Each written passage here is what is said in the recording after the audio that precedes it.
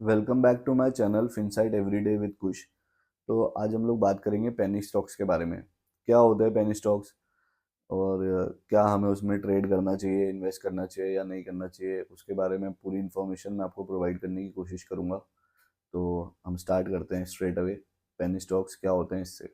तो penny stocks जो है कोई भी शेयर जो 20-25 रुपए के नीचे सिंगल डिजिट में या जैसे चिल्लर होती है, कॉइन्स होते हैं, उस वैल्यू पे ट्रेड कर रहा है तो वो होता है पेनी स्टॉक्स।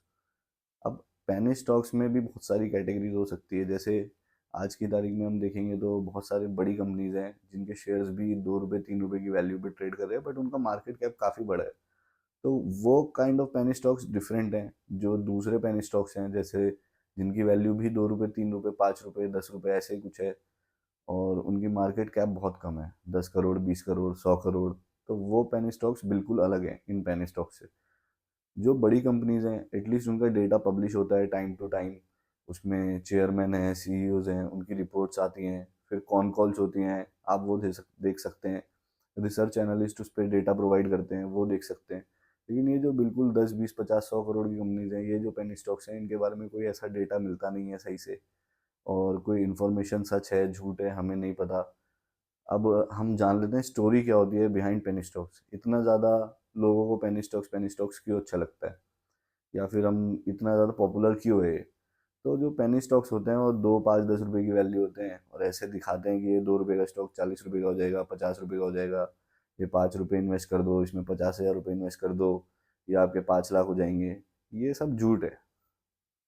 होता है किसी एक के साथ हो गया, फिर उसके नाम पे एडवर्टीजमेंट कर दिया, उसे दिखा दिया, उसके नाम पे फिर और 50 लाख के स्टॉक्स इधर उधर कर दिए, उसमें स्कैम कर दिया लोगों के साथ, नुकसान कर दिया लोगों का।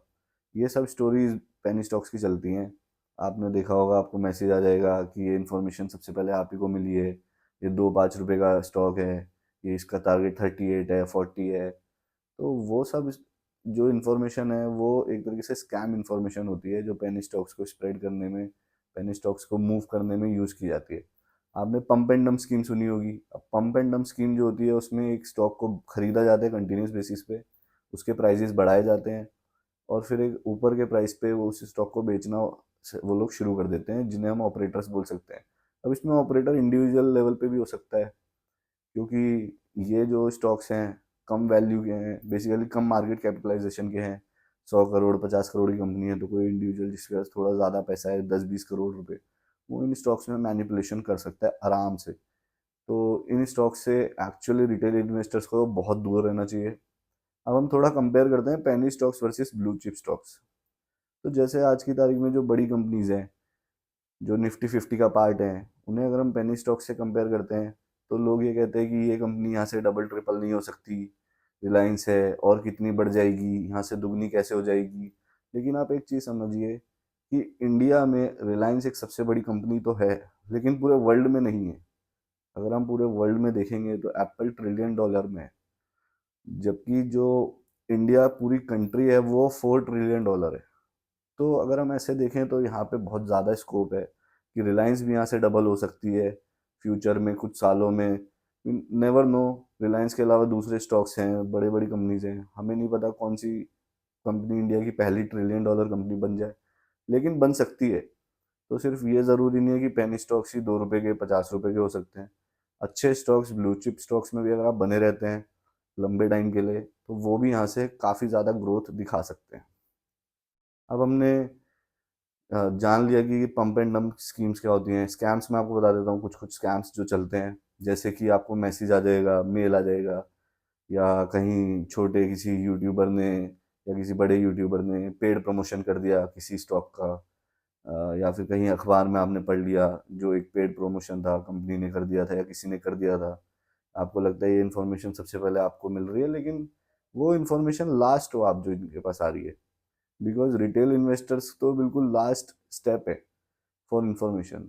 जब बड़े इन्वेस्टर सब लोगों को इन्फॉर्मेशन मिल गई है कई महीनों पहले, वो इन्फॉर्मेशन रिटेल इन्वेस्टर्स के पास सबसे लास्ट में आती है।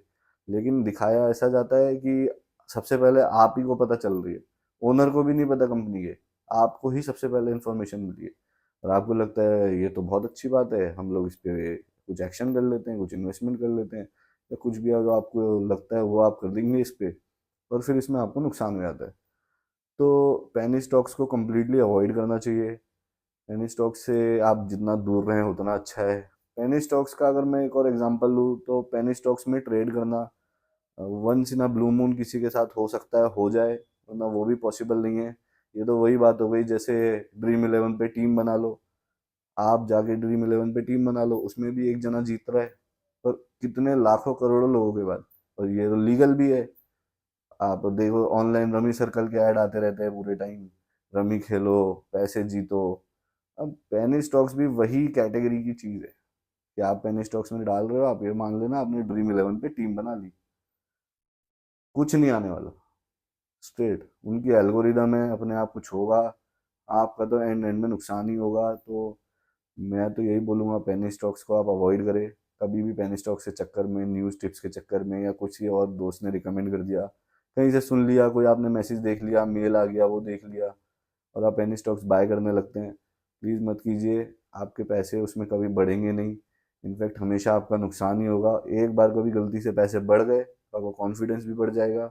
आपने जो इन्वेस्टमेंट अमाउंट छोटा सा किया होगा वो आप उससे बहुत ज़्यादा कर दोगे, आपका नुकसान जो कम होता वो और ज़्यादा हो जाएगा। तो ये हर तरह से लूज लूज गेम है पेनी स्टॉक्स में इन्वेस्ट करना। आप जीतोगे फिर भी आप हारोगे, और आप हारोगे तो आप हारोगे। इसमें जीतने की चांसेस ज़ीरो हैं, ऑलमोस्ट ज़ीरो हैं।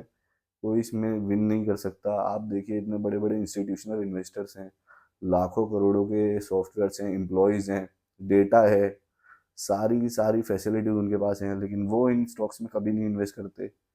कोई म्यूचुअल फंड ऐसा नहीं है जो सिर्फ पेनी स्टॉक्स को डेडिकेटेड हो। तो एज अ रिटेल इन्वेस्टर आप लोग क्यों जाके पेनी स्टॉक्स में फंस जाते हैं?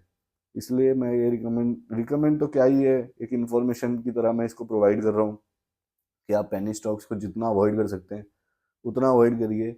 निफ्टी फिफ्टी का पार्ट है बहुत सारी अच्छी कंपनीज, आप उनमें देखिए, उसमें इन्वेस्ट कीजिए।